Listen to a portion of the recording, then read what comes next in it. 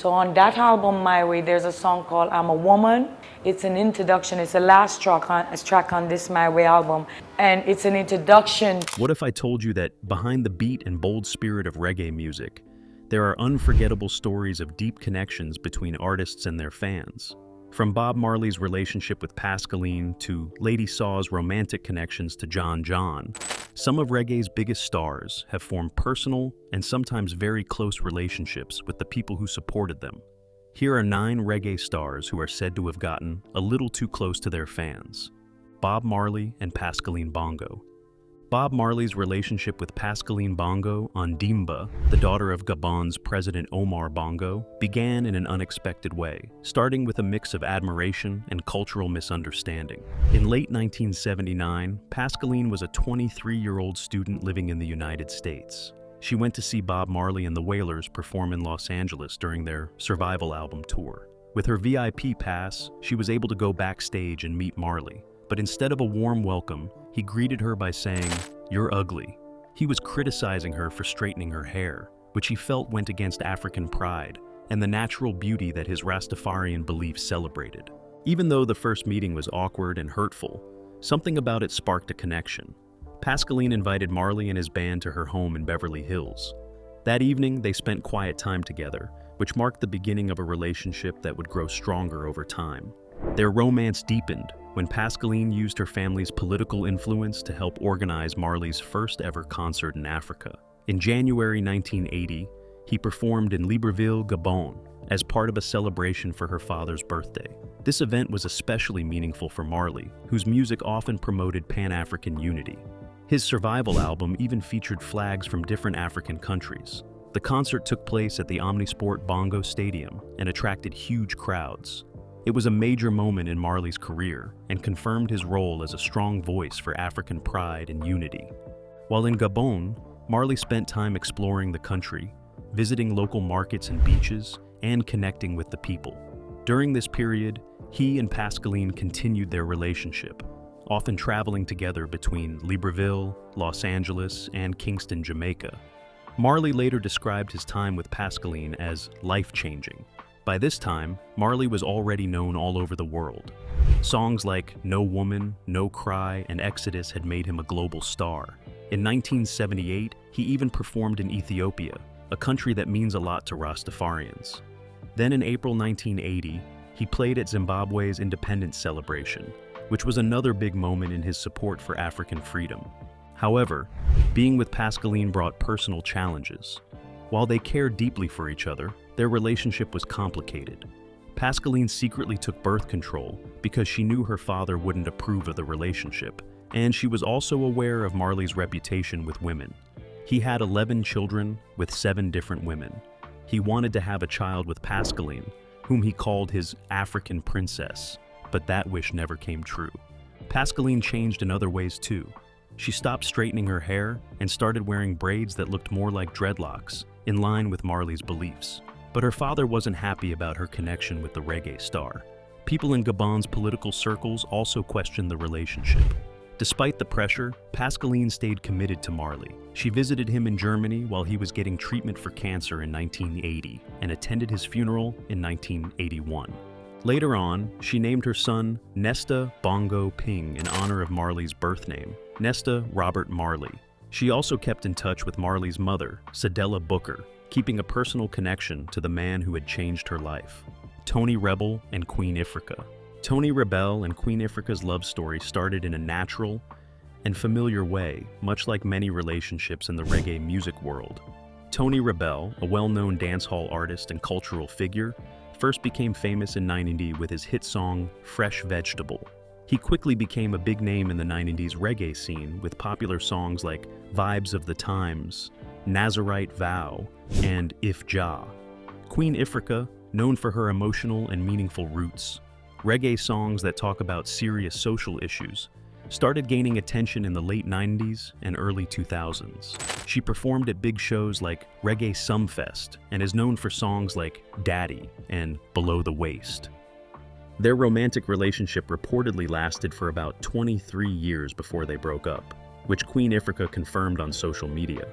At first, she was a fan of Tony Rebel and admired his music.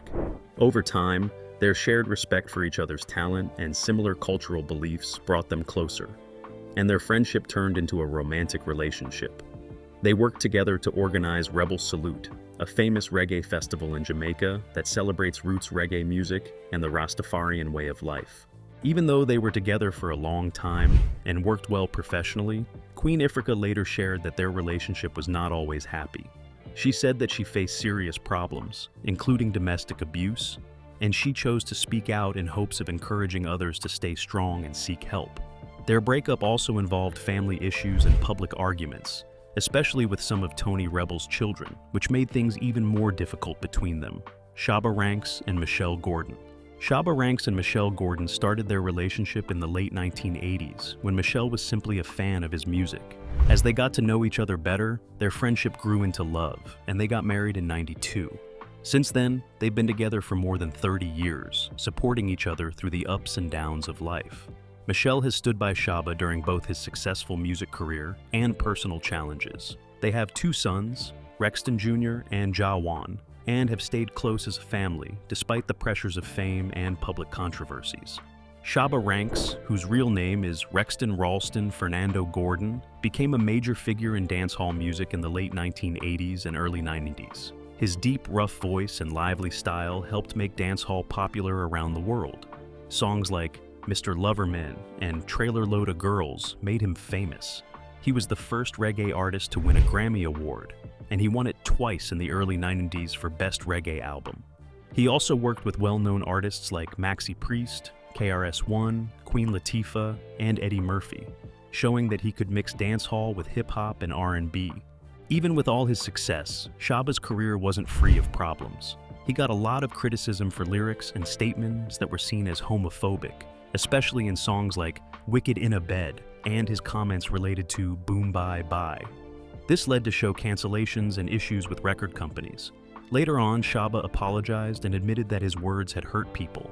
His story shows the clash between personal beliefs, cultural traditions, and the responsibilities of being a public figure. Shabba Ranks released several albums that were popular around the world, including As Raw as Ever, Extra Naked, and Rough and Ready Volume 1. His music combined the raw energy of dancehall with a more mainstream sound, helping to introduce Jamaican music to new audiences. Even today, his influence can be seen in younger artists and in the way he helped shape the sound and image of 90s dancehall. Vybz, Kartel, and Shorty. Vybz, Kartel, and Tanisha Shorty Johnson first met in the early 2000s at the Cactus nightclub in Portmore, St. Catherine. At the time, Shorty was already a fan of Kartel's music. After they met, they quickly became close and their relationship grew into a long-term partnership. Over the years, the couple became known for their passionate and sometimes dramatic relationship. Kartel often mentioned Shorty in his songs, and the two shared many ups and downs. They have 3 sons together, Jaheim Palmer, Akil Palmer, and Adidja Palmer Jr. Even though their relationship faced many challenges, Shorty created her own path. She raised their children, ran businesses, and worked on music projects. Still, the relationship wasn't always peaceful. Shorty has spoken publicly about their arguments and even mentioned one serious incident where she stabbed Kartel with an ice pick. This happened after she found him with another woman. Kartel later talked about this moment in his 2010 song Love Dem, calling Shorty the love of my life. Despite the violence, they made up and stayed close, both personally and professionally. Vybz Kartel, whose real name is Adidja Palmer, is one of the biggest names in dancehall music. He rose to fame in the early 2000s with his clever lyrics, bold personality, and business ventures. His songs often talk about love, relationships, and social issues, and they have connected with fans in Jamaica and around the world. Some of his most popular songs include Romping Shop, Summertime, and Fever, which were all major hits. Kartel also helped other young artists get started through his group, called the Gaza Empire. Many well-known dancehall artists and producers began their careers with his support. On the business side, he launched products like Street Vibes Rum and helped run a music label called Short Boss Music with Shorty. In fact, his 20 album To Tenacia, which she helped produce, talks about their fights and his decision to leave the relationship. However, Kartel's music career has also been affected by serious legal problems. In 2011, he was arrested and charged with murder. 3 years later, in 2014, he was found guilty and sentenced to life in prison. Even behind bars, Kartel hasn't stopped releasing music and still has a strong following. After Kartel went to prison, Shorty stayed by his side. She looked after their children and kept the family connected to Kartel. He continued to sing about her in songs like Love You Inu and Shorty, showing that their love story was still an important part of his life. In recent years, Shorty has focused more on herself. She's been helping their sons with their music careers and building her own brand. In 2020, she spoke out about her relationship with Kartel, saying she was his true first lady. If you are enjoying this video, appreciate it by giving it a thumbs up. And if you have not subscribed, what are you waiting for? Hit that subscribe button. Wayne Marshall and Tammy Mitchell. Wayne Marshall and Tammy Mitchell's love story started when Tammy, a fan of Wayne's music, eventually became his wife. Their journey grew from a friendship into a strong and loving relationship, full of respect and deep emotional connection. They first met about 18 years ago at Vendetta Studio in Kingston, Jamaica.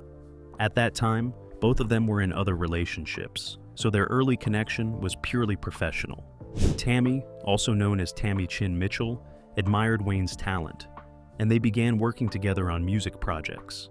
She even appeared in his music video for the song Arguing, and they later worked on the single Why together.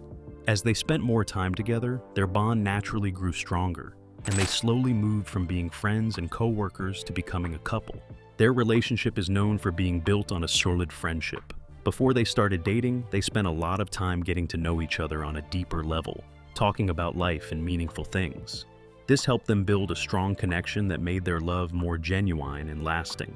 Wayne has said that communication and trust are very important in their relationship. He talks about how love, unity, and joy keep them strong, especially as they raise their children and manage the ups and downs of family life. Wayne Marshall, whose real name is Wayne Mitchell, is a well-known Jamaican reggae and dancehall artist. He started gaining fame in the late 90s and early 2000s with songs like Come Back, Messing With My Heart, and Gallus. His smooth voice and ability to mix love songs with catchy rhythms made him popular in Jamaica and around the world. Over the years, he has released many singles and albums and worked with some of the biggest names in the music industry, helping him stay relevant as the music scene changed. Later in his career, Wayne also started making gospel reggae music. One of his biggest gospel hits is Glory to God, released in 2018. This song showed a more spiritual side of him and was a turning point in his music. He worked with gospel artists like Pastor Ryan Mark and his sister-in-law, Tessanne Chin. The song became very popular, topping charts like the South Florida Top 25 Reggae chart, and proved that Wayne could explore new styles while staying true to his sound. Their family life is a big part of their story. Together, Wayne and Tammy have 4 biological children, and Tammy also helps raise Wayne's son Gio from a past relationship with Regina Beavers, who was Miss Jamaica World 2001. Wayne has praised Tammy for how loving and supportive she is as a mother and stepmother. The couple often talks about the ups and downs of raising kids while balancing busy careers. They stress how important it is to spend quality time together and to keep talking openly to make their marriage work. Wayne and Tammy have also been honest with their fans about the hard parts of their relationship. They use their platform to share lessons and give relationship advice. On their YouTube channel, Meet the Mitchells, they talk about love, parenting, marriage, and personal growth. Many fans see them as relationship role models because they show the real side of being a couple. They believe in giving each other space to be themselves, while also growing and healing together. Beanie Man and Carlene Smith. Beanie Man and Carlene Smith's story began back in '94. At that time, Carlene was already well known in the dancehall scene. She had been a dancehall queen and was popular for her fashion and bold personality. She met Beanie Man through her late sister, Pinky. Even though Carlene was engaged to someone else when they met, she soon found herself falling for Beanie Man because of his charm and confidence. Over time, she became his first serious girlfriend and the mother of his daughter, Crystal. Carlene was a big fan of Beanie Man's music and admired his performance style. She was impressed by his talent and how quickly he was rising to fame in Jamaican music. Being deeply involved in dancehall culture herself, Carlene felt a personal and professional connection to Beanie Man. Many people saw them as the perfect match, Carlene as the queen and Beanie Man as the king of dancehall. Even though they were very close, Carlene has shared openly that she never married Beanie Man. One of the reasons was that she didn't like some of the songs he made that promoted a guialess lifestyle, which meant having many women. She felt that this didn't match her personal values. Still, their relationship was strong enough that Beanie Man proposed to her twice. The first time was in private, and the second time was a public surprise during her birthday party at Cactus nightclub in Portmore. Carlene laughed about the second proposal, saying she didn't know what to do at first because it was such a big and unexpected moment with champagne and everyone watching. She didn't say yes right away, but she eventually agreed. Their relationship had its ups and downs. Even though they shared a deep bond and had their daughter Crystal together, they broke up around the year 2000. After that, Beanie Man moved on and got into other relationships, including marrying Michelle D'Angel Downer. Carlene has talked honestly about how hard it was to be in a relationship with someone as famous as Beanie Man. She said it was difficult dealing with the lack of privacy and always being in the spotlight, which put a strain on their relationship. Even though they went their separate ways, Carlene still plays an important role in Beanie Man's life and story. Their daughter Crystal is a reminder of the love they once shared. Carlene is still remembered as one of the most iconic women connected to Beanie Man.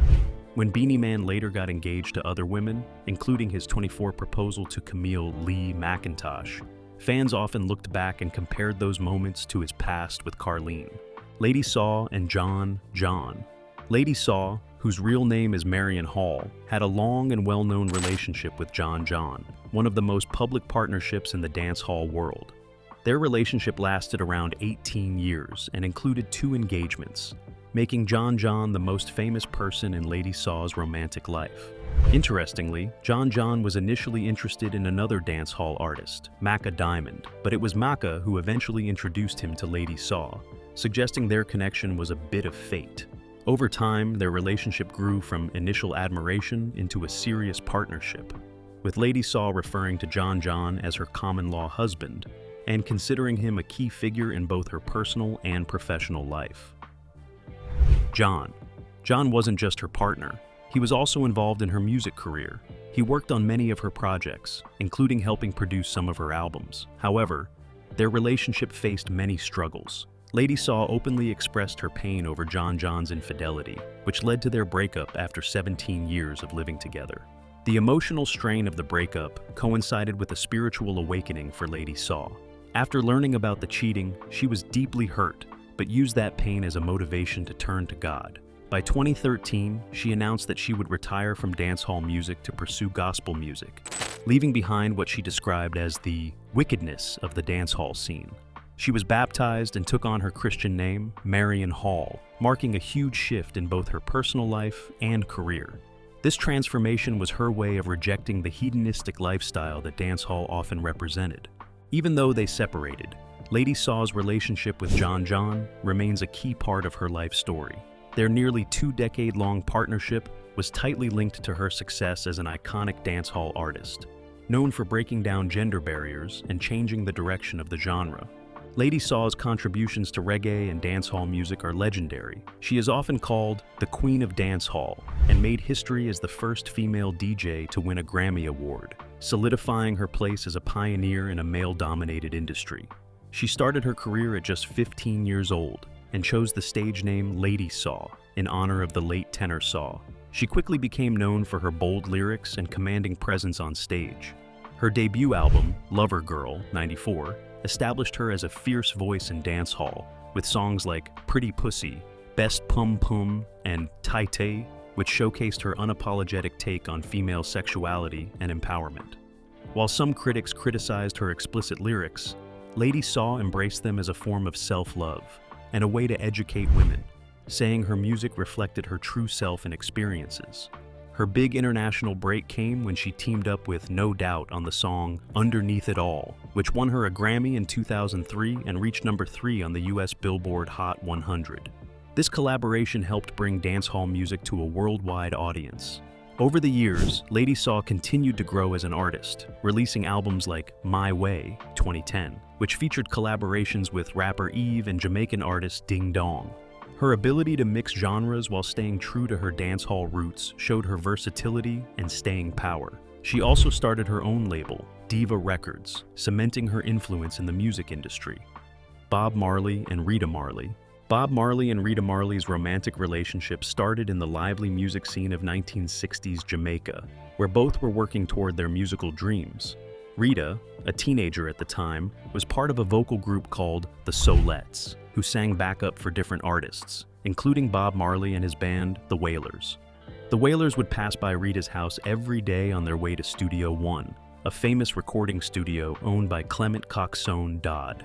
This gave Rita a chance to meet Bob and his bandmates. Eventually, the Solettes began singing backup for the Wailers at the studio, and on Dodd's suggestion, Bob started practicing with Rita and her group. In her 2004 memoir, No Woman, No Cry, My Life with Bob Marley, Rita shared how Bob, who was once a shy guitarist, quickly became the love of her life within just a few months of working together musically. Their relationship grew from a professional one to a deeply personal one, and in February 1906, Bob and Rita got married. Rita was 19, and Bob had just turned 21. At that time, Rita already had a daughter, Sharon, from a previous relationship, and Bob later adopted her. Together, Bob and Rita had 3 children: Cedella, born 1967, Ziggy, born 1968, and Stephen, born 1972. All of them would later play important roles in continuing the Marley family legacy. During this time, Bob's career began to take off as he became a reggae legend. After marrying Rita, Bob briefly moved to Wilmington, Delaware, but soon returned to Jamaica to focus on his music.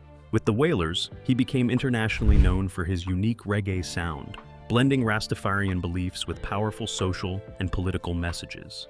His career included major albums like Catch a Fire, 1973, Burnin', 1973, and Exodus, 1907, the last of which was created partly during Bob's time in England following an assassination attempt in Jamaica in 1976.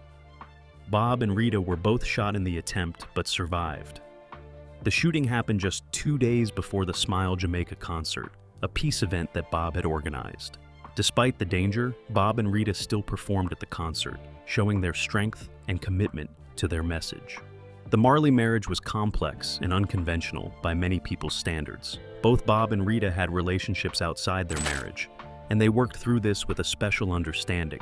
Bob had several children with other women, including famous sons like Damian Marley and Julian Marley. Rita also had a relationship with Jamaican soccer player Owen Ital Taki Stewart, with whom she had 2 daughters. In her memoir, Rita spoke about the emotional challenges she felt at first, but later came to accept, explaining that Bob was always a loving father, and their main relationship stayed strong despite the challenges. Rita was more than just Bob's wife. She was an important part of his musical career. She sang backup with the I-Threes, a group that also included Marcia Griffiths and Judy Moed. The harmonies they created became a defining feature of Bob Marley and the Wailers' sound.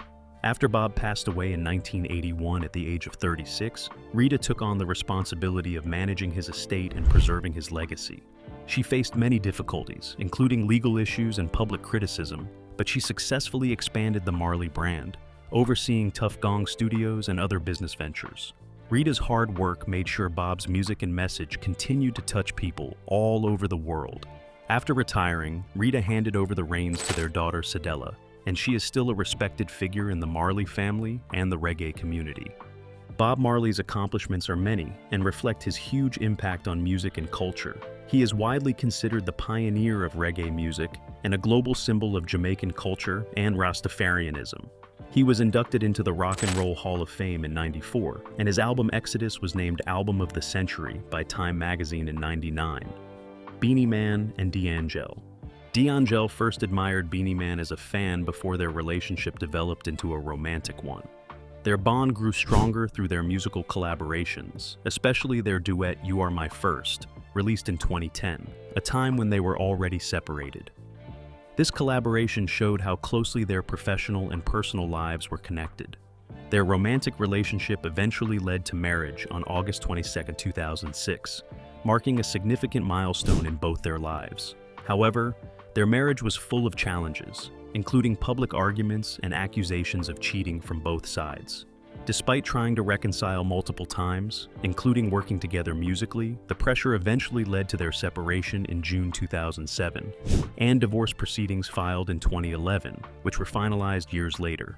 During this time, D'Angel faced public criticism but remained focused on her music and personal growth, stressing her identity beyond her relationships.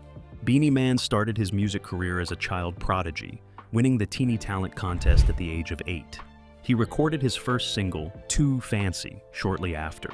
His early music career was shaped by collaborations with famous producers like Bunny Lee and Junjo Laws, which helped him become a well-known figure in the Jamaican sound system scene. Beanie Man's rise to international fame began in the mid-90s. In '94, after working with producers Sly and Robbie on reggae versions of Bob Marley's songs, Beanie Man embraced Rastafarianism and released Blessed, an album that earned him praise beyond Jamaica. By '95, he was touring the UK and working with reggae legends such as Barrington Levy, Dennis Brown, and Lady Saw, further establishing himself in the dancehall scene. The late '90s marked Beanie Man's breakthrough into the global market. His '97 album Many Moods of Moses included the hit song Who Am I, which went gold in the US and helped introduce him to a wider audience. He also appeared in the movie Dance Hall Queen in '97, playing himself, which further solidified his cultural influence. His later signing with Virgin Records led to the release of The Doctor in '98, which was well received worldwide. Beanie Man's career includes several chart-topping hits, such as Romy, Girls Dem Sugar featuring Mia, Feel It Boy with Janet Jackson, and Dude with Ms. Thing. These songs helped him connect the dancehall genre with mainstream R&B and hip-hop, growing his global fan base. His 2000 album Art and Life won the Grammy Award for Best Reggae Album, cementing both his critical acclaim and commercial success. The relationship between Beanie Man and D'Angel shows the challenges of balancing personal and professional lives in the public eye. Although their marriage ended, both have continued to make significant contributions to the music industry and maintain their individual careers. Which of these reggae stars' love stories left you curious? Share your thoughts in the comments below. And don't forget to like, subscribe, and hit the notification bell so you never miss our latest content.